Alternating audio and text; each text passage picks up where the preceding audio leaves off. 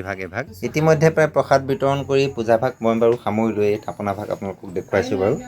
এয়া প্ৰসাদ আৰু আছে আৰু ভকতসকল প্ৰায় গৈ আছে। মানুহজনী এখন চাফ চিকুণত লাগি আছে এইফালে। আজি আমাৰ গোটেই দিনটো যিহেতুকে ব্ৰত হ'ল, গতিকে বোপাকো বিশেষ একো খুওৱা নহ'ল। জলপান অকণ মাকে বনাই থৈছে, এইকণকে লৈ গৈ এতিয়া তাক খুৱাওঁগৈ। বোপা অ' পিতাই পিতাই বেয়া পালা নেকি কলিজা? ৰাতিপুৱাৰ পৰা বাবাৰ চৰণত সেৱা পূজাত লাগি আছিলোঁ যে, সেয়েহে বোপাক আজি সময় দিব পৰা নাই।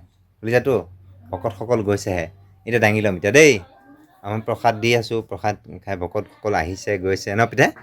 পিতাই অকণমান আমনি কৰিছিলে, এতিয়া আকৌ মনটো ভাল হৈছে আৰু ন? এতিয়া বোপাক জলপান অকণ খুৱাই দিওঁ দেই।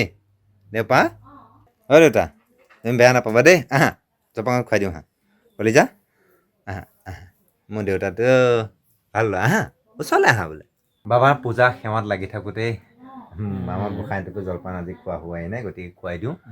আৰু যিসকল পিতৃ মাতৃয়ে আজি তেওঁলোকৰ সন্তানক লৈ, তেওঁলোকৰ ৰোগীক লৈ বাবাৰ শ্ৰীচৰণ সেৱা ধৰিছে, সকলোকে যাতে বাবাই কৃপা কৰে, সকলো যাতে কল্যাণ হয় তাৰে কামনা কৰি আজি এই সৰু ভিডিঅ'তে ইয়াতে সামৰিলোঁ। ওম নমঃ শিৱায়।